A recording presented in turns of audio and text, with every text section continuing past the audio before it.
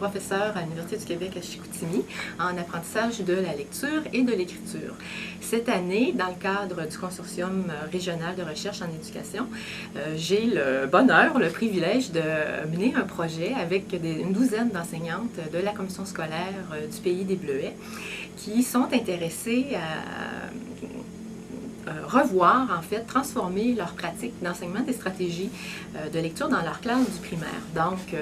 le Consortium régional de recherche en éducation a ceci d'intéressant, c'est qu'il permet la collaboration, de mettre à profit, en fait, l'expertise des gens du milieu universitaire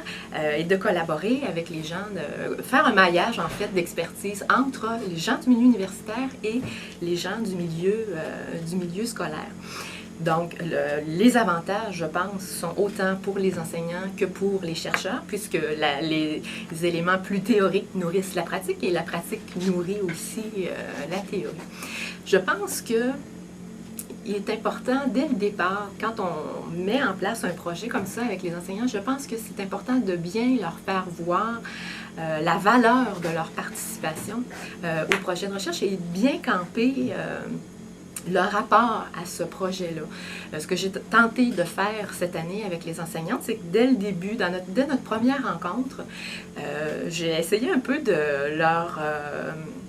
montrer à travers la discussion que quand on parle puis qu'on se dit, bon, mais les résultats de certaines recherches montrent que telle chose, ou en consultant les écrits, on constate que,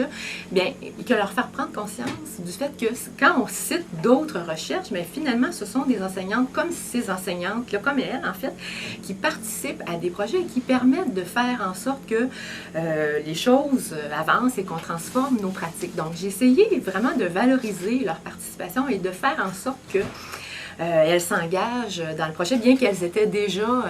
intéressées et soucieuses de modifier leur pratique, mais j'ai essayé de faire valoir le fait notamment que par rapport à notre projet sur les stratégies de lecture, qu'il y avait déjà beaucoup de choses qui avaient été documentées par rapport à l'efficacité des stratégies de lecture, par rapport aux moyens à mettre en place pour bien les enseigner aux élèves, mais qu'il y avait très peu de choses qui avaient été faites sur les enseignantes qui se questionnaient justement à savoir comment faire pour bonifier leurs interventions. Donc, j'aurais dit que finalement, nous, ce qu'on allait faire, notre contribution scientifique, si on veut, ce serait de documenter justement comment, quand on est enseignante au primaire, comment on fait pour bonifier nos interventions par rapport à l'enseignement des stratégies de lecture. Donc, c'est là le maillage, finalement, à partir d'une problématique qui émerge du milieu, mais on va chercher ce que l'on sait dans les écrits scientifiques pour bonifier les interventions des enseignantes. Donc, c'est ce qui permet, je trouve, de faire, de nourrir, de se questionner, de nourrir notre réflexion, d'échanger, de partager. Donc, ce qu'on a fait, nous, cette année, ce qu'on est en train de faire, en fait, eh bien,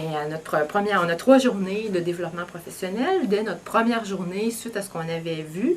discuter ensemble les éléments sur lesquels on avait échangé, les enseignantes ont été invitées à identifier un défi qu'elles tentaient de relever par rapport à leur propre enseignement des stratégies de lecture.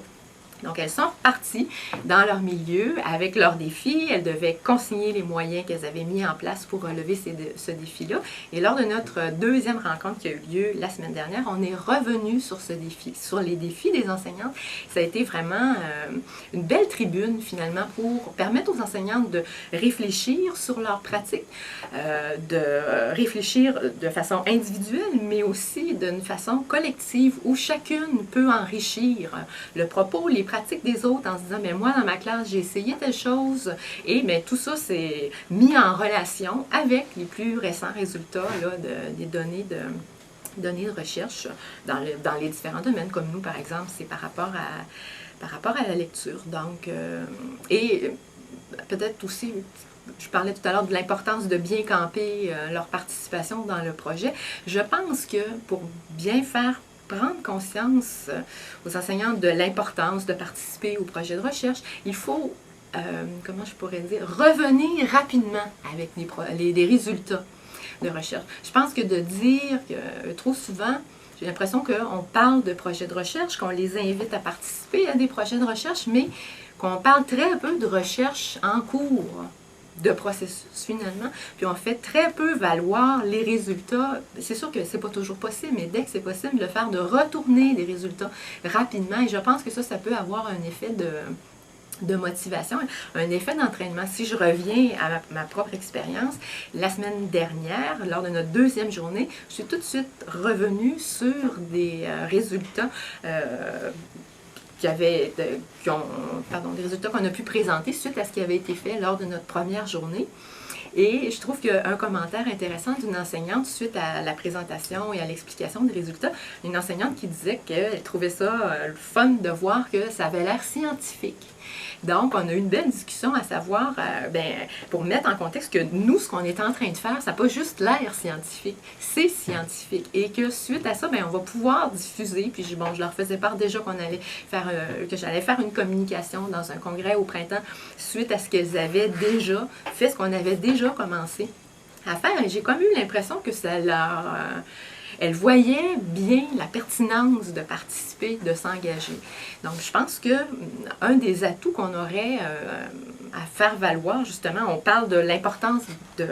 sensibiliser les enseignants au réinvestissement des résultats de recherche dans leur pratique. Mais je pense qu'il faut bien les sensibiliser et les amener, justement, à voir cette influence-là dans l'influence que ces résultats-là peuvent avoir sur leur pratique et voir comment on peut réinvestir ça et continuer de nourrir autant la pratique que la recherche, finalement.